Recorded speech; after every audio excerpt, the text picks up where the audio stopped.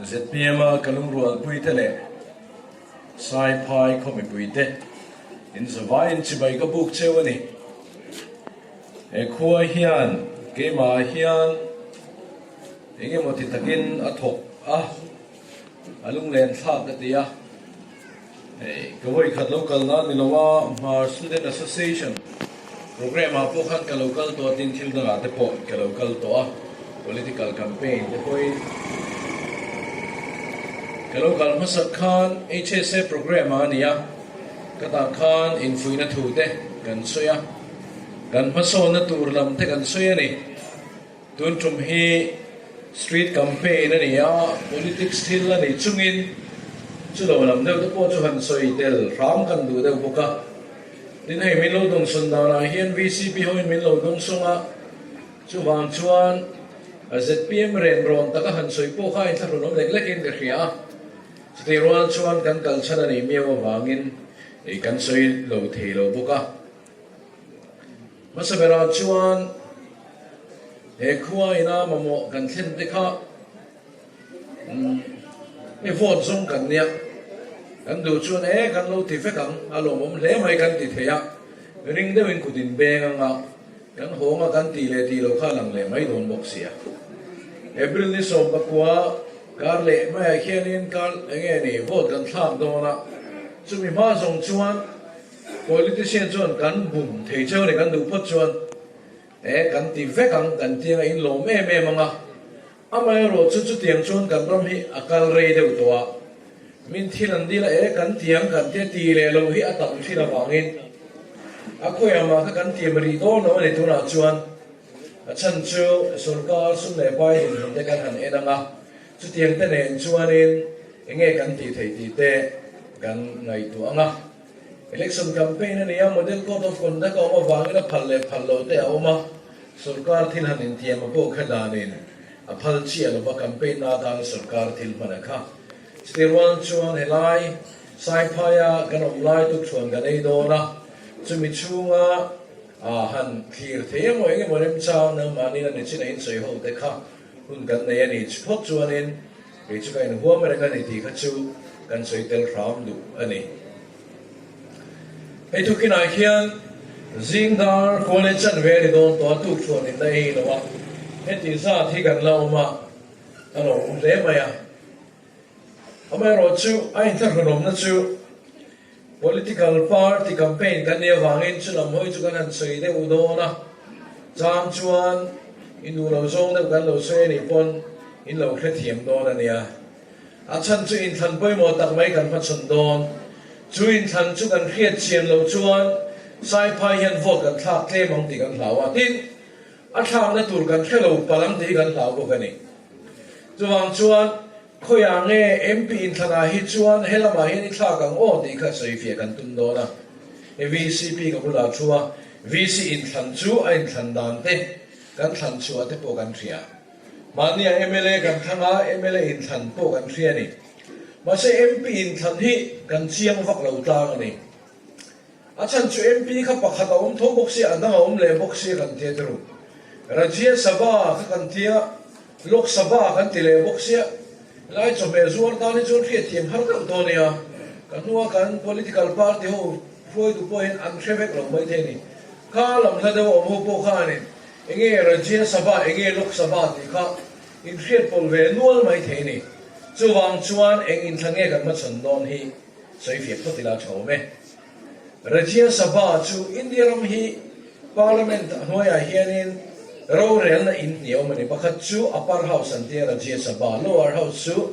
e parliament chuanin Lok Sabha hi ni ta ni Lok Sabha Rajya Sabha zo ki soi fiak dai la Rajya Sabha chuan member zani le somnga lom theya chungzi la chuan zani somthum le pare chu athan som bani chu president in arwa tani Rajya Sabha MP kan nei ta ni tuna hian in thang lo tru a thang tu chu MLA ni Rajya Sabha MP chu MLA in an thanga MP chu ni ve thong kumruk cha mani ti chuan MLA funglai thang kha nia MLA nga piang khan an thang ting maya puke vanal ve na MP ni me kumli amang to kumni ala ni tuna hian MP hi ani to sa tho ani kum ni ala nei nge ani chu ti chuan chu Rajya Sabha MP ni a an na chu ai nang de wa ni Lok Sabha MP ne adang lam tam lo a tham da ne ro chu dang de wa chuan Lok Sabha chuan enge din hun ka den le chuan Lok Sabha chu India ram ro re na insam pakhat zo kha ya ka chuan member jama samli le pathu mano mani Lok Sabha chuan kan han in thang do na tu na kan than tur hi ni ta ni kan than tlin te atang hian za somma de MP pakhata tammo chute za nei chuan in India ram ro rel don tuna tu te India ram ro rel me kan ti chuan BJP kai huai NDA ro rel me kan ni NDA lampum chu National Democratic Alliance ani NDA chuan tuna hian MP hi nga khopa zathum somli le par zet mai ni BJP kai huai NDA chuan MP zathum somli le par ka ya India ram ro rel me kan ni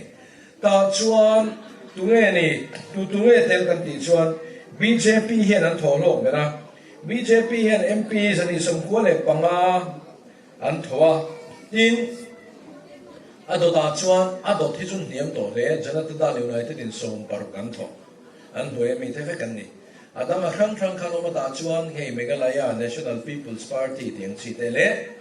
Mizoram National Front po kha an tel kani tuna India ram sarkar na CMEC NDA BJP kai khoya chuan tu tunge tel kan ti chuan sia kena la an mani param phala ni chu tuna kan Lok Sabha MP pula ro sa po hi ni ta me kani ta chuan India ram chu ti hian om ta helama ro rel tu NDA ram ta ni opposition hianin tuna hian MP za somsari le pani anaya ruling lo lam som chu opposition kan ni maya amaro chu opposition han in lom lian bi kan om ta INDIA and the India din al saitani Indian National Developmental Inclusive Alliance and the Poland din ta Congress kai khoi ni deu bera Congress an lian bera ti chuan India khanom le ta ni ta chuan an ni chuan MP za som le pasari an ne ani amaro chu NDA apotelo India apotelo hi MP somla nan alai dan di ho khanom me independent MP ta pom telani ta chuan ZPM MP candidate hi lo tling ta se eng tin nge om ve don ti zo na om ta ni NDA la ma om don en don lo India la ma khan tel don en don lo ZPM MP ni mai don ani som nga singa khan tel don ani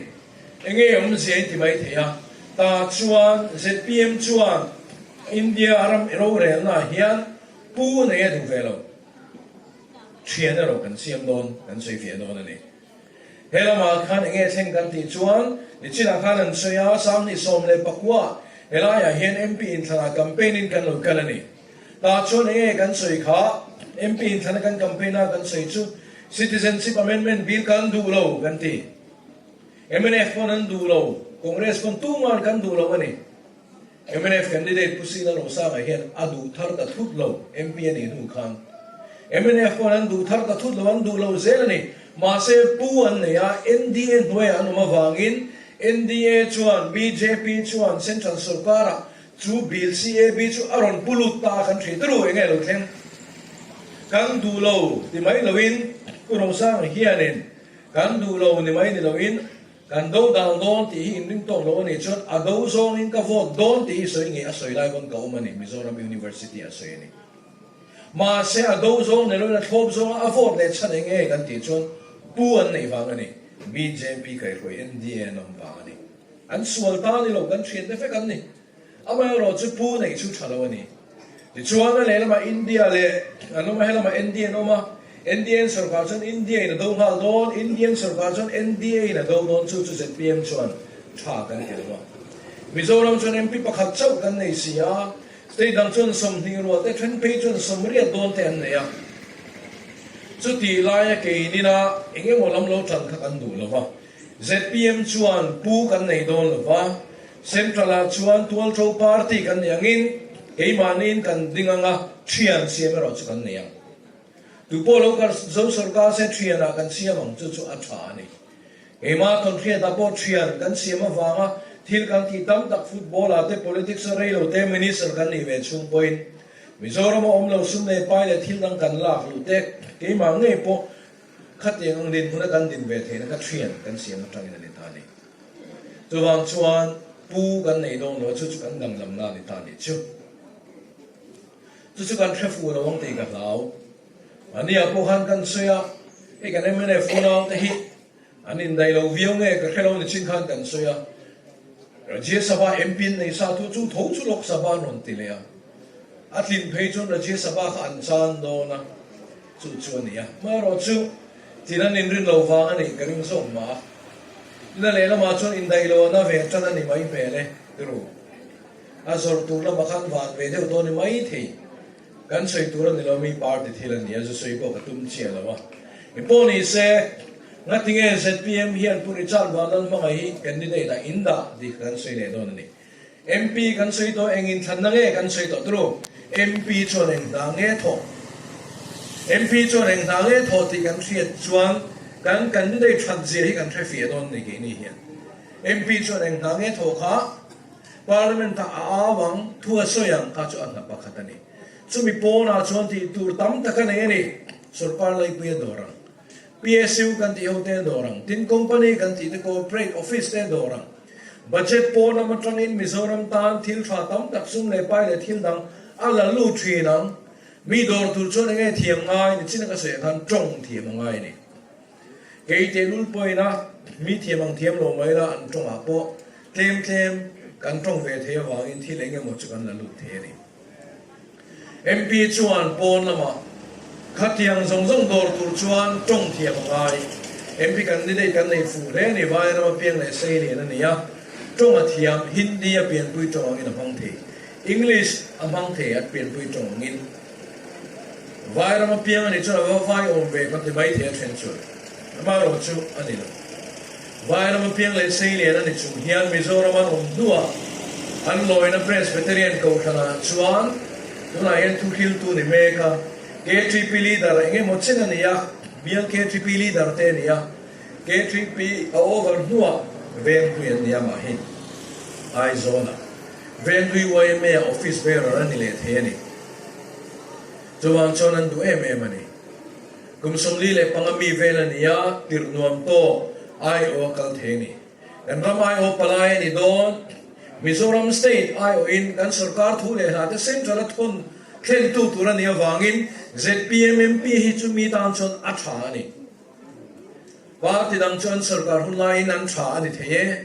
jang ni som pa ko MP than long lai khan engen soi kha kan ho tu de khanin ka ti lai kan chief minister te kan minister rolan campaign khan ruling MP a tha ruling mi ngei thang tling amuti in an thang tling ta ni tu na po kenin kana pui ve ta ruling a tha ni an ti kha tak a tha tak tak ani nga kan ti ve ta thung ani ta chuan kan MP hi keni chon a thang ti kan ring ta ni avalar lo ve sai pa hian kan thengai lo reng in ti hi dikani ai zol pon kan thengai li tu mi le ne amero chu kan ho tu ten an cheng enin than na nge mila than na ni em ni lo mila than na chu ni se ZPM hian pathian zara mila than em ta kan nei ve to aron ding chuang mai alar le alang sar ni lo tin party senior ti se a senior lem lo puri cha banal pangai hi amero chu a senior ni lo na thok the kan ho tu ten an zong alar an zong lo a senior ko an zong lo wa MP da atak taka thok thei tur kan ai o palai ni ya vairama min soi sak tu tur chuan tong thiam ngai chu tiang mi chu central project po lo bo zui to lo hai chuak to ani nalan ke panin din theina tura grape winery tan din theina tura thi enge ni a be sang thap tu asul chu tu ani chu tiang mi thiam chu ni ya kan tan a thadon kan ram tan a thadon kal zel turin a thadon ni a khein milang sar lo mi senior lo chu kan ho tu ten an thang chu ka ma se ani hi MP ta na thang tin kan zuar ni chu wang chon engin than nge kan thato MP in than chu kan thato ani chuan MP na kan thele ta chu wang chuan sai phai mi puite lo in lung rual ro ka ti du ani ka ngen tu cheu ni elai chu mar ko pu en ya lo in lung rual la sai phai a hian kan candidate in vote lo musang gar se chuan nghe ni sắp trong căn phòng confident takin cái ron xin pui theyang kan mamo kan deal da poka MP chon fan na elo thati agati bal kumtin nuai zanga ne ni kum nga chung chon nuai sang ni zanga nei don sai pai hianin mamo an nei he mar ko pui hianin mamo an nei ya chuta chon hei hian vote na chen yan du sak na chen lan tir to hi du sak le ve rotin kan MP kan on kal pui theyang chuta chon a palaya ko ron ta amaro chuti ve tur kan nei ni loi nu rual ro MLA chukan in thang zo to kalam chu sei kan ngai to lo opposition bill kan ni hlau mai tun tun chu ruling bill ni ngo tin ser lui hi tu na he nang hing me kan ni ruling bill kan ni thei ka ring tla ta ni sai phai vote in sa ne kan nei kha vote sang khat chuang om hi kan lu rual ni chonin thili adang lam don a chan chu ni min khan bin kho thira south block hum chu a khian ZPM zom thar membership fee pe zanga samruk le pakua kan lom lu tani tin ni zana khan firing te no block hum chunga ZPM membership fee pe thar mi za thum somli le pali kan lom lu tani mi za kuwa som le pathum an ni to ani pai lom kan on phang phe tu na khan an phure me mani ZPM in vote pui ro kan tia tak tak a chon in party ka chua san ro po kan tingam chi a lawani achan chu ipa party ni ipa thi to a ipu party ni kapi khai mane fru kolania kapu kha gore fru kolani thi pui thak thangin chu wa chu ke hi party danga lang sara ka in pe ka rem lo ti ni point tu tum na chu min vote pui tu ren kan som chewani politics sign vote than lo vote thu thi har ve dawania atto pa he pai tha kan han te ma se polling booth kan han lu ta kan vote thang kha tun wa ta kan vote than to sa kan vote nge thi na ni tiru member kan in peto pani lo chuna har ni amaya ro chu tun thum chu in member ni na po ka chuasan ro po kan tingam chi alo ti chuan in ni na ang khan ZPM MP kan ni nei thimin vote pui ula sai phai ko pui hianin kan MP kan lo du sa hle mai ti in vote tang kan ena vote musang zo kan ni chon ka local pui le don ta chon MP fan kan lo thing to don ani chu wang chuanin an mai thanom turi engin thange ni ti ngun takin ngai to ila thome report toy kan petyang tukila khan kan ho tu ten report anom pe ya nimin pia ma me chu opposition bial ani ka sei chu opposition bial ma me chunga nimin pia ZPM membership fee pe an lom lu hi sa khan zaruk somruk le paria kan ni tin Hora opposition bill bukani MNF MLA na bebe ani kan sei chu ta chuan block 4 a rangot zaruk samruk le pathuman lom lu ta voina block 3 an lu chi le dona thanem ta kan lom lu le dona ni tin chu mai chu ni lawin ha check biala thanem tak lom lu tu ran nei boka tuna hianin ano mechanism kan chief minister sa kordai lama kala mi somrian le paruk sa kordai ko chunga rangot ta lom lu ta ni hili adang lam me ka chu sai pa hian kan thrian lo pal ala umani chief minister cholenge ti kan te chuan political campaign in akala ni ringot lo solai tui vai kal sama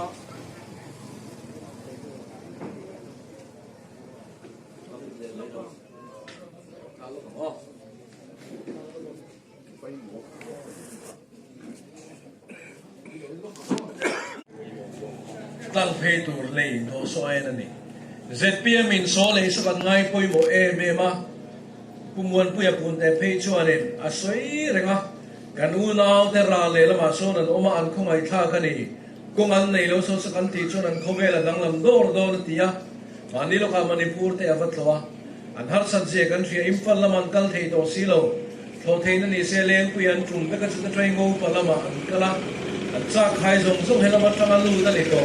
luang chonin kan ulau te sulaya kan thenom loka har sa me min an ele in la lu na thlengina har sa an kong ni kan ngai poi mo kha le chen kha so le so ti lo tin lo ina oma amai ro chu ZPM chuan ti lo tin kan tum kan PWD minister in ngai poi mo kan CM in ngai poi mo wangin political campaign an ya advantage la ka tum lo amai ro sa kordai lan ka kal chuan to RMA ma ka to do la tia nimin khana tlo to tura ka ngaya kan ngai poi mo ni อินูเลนาวเทนอมเงียมสลายส่วนที่เซนสปุยเทรนซีนูเลป้าเตอันนี้ยังมันนี่พูดละมั้งเดชอันกันวารูนาวเทนนี่ทุบมันนี่สลายไปจุที่นั่นเมเลงไอ้พวกไอ้น่าลูเลงนั่นหาสัตว์นั่นแต่เสียสลายเลยโดสอบปุยมัวนี่ที่ยาอามาโปสลายโตตูรินสระจังปุระจังกัลโดนนะบวยทักสิอิมฟลันองงามโตสิโลโกหัตยาอินาลัวเรื่องนั้นนี่ชวนดินคนนั้นนี่ไลน์ZPMชวนกันง่ายปุยมัวนี่ชวนปาร์ตี้เราเขียนเราเดี๋ยวก็ติดวันนี้ตุนทุ่มหิชวนตุนทุ่มอินทันบีกาหิชวนสายพายเขาปุยหิชู ZPM กันดิเดตมินวอดปุยละหูอินลุงรัวละหูก็ติดดูจะมินรัวชวนกันปาร์ตี้โชว์กันขีดเรียดุยตีนี่ปนินตีลุยทั่วอมโนเวจูวางชวนอินเห็นทำทิลกันบวยปุยเมกลายกันอูนาวตะทีเลยดำการอันเจนลายอันอมเมกลายดูสักตู้ปาร์ตี้แต่เนี่ยนะลมทุสอยให้สายพายเขาปุยเฮียนกันติดเฮียงติดกระเร่งกันนี่โอ้ดูนทุ่มนานาช่วยลุงรัวละมุตินกันส่งเซวดีอันตัวเบลดานชงกันติดทุกตัวเลยเนี่ย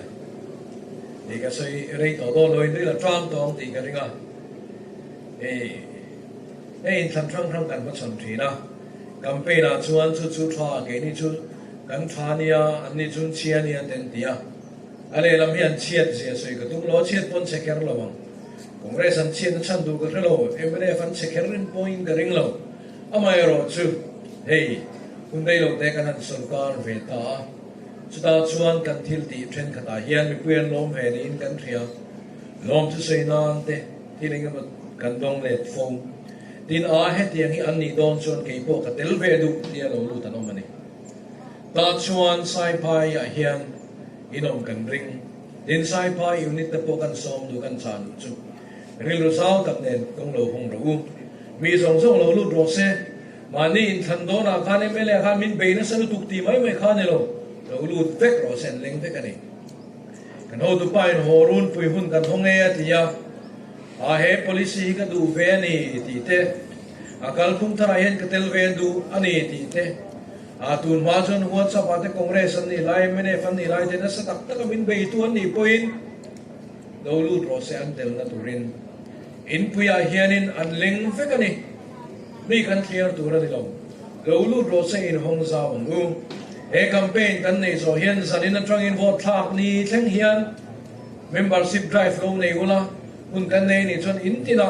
เราเตลเวโรอินเตลนัตุรันนี่ที่อิน